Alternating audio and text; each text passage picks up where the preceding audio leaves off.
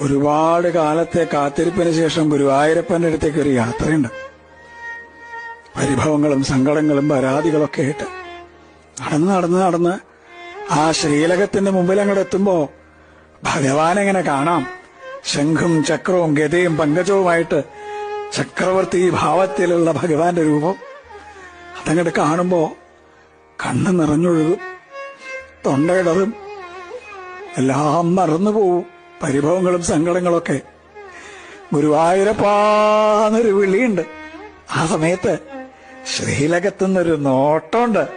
കാരുണ്യത്തിന്റെ കടലായ കണ്ണന്റെ നോട്ടം.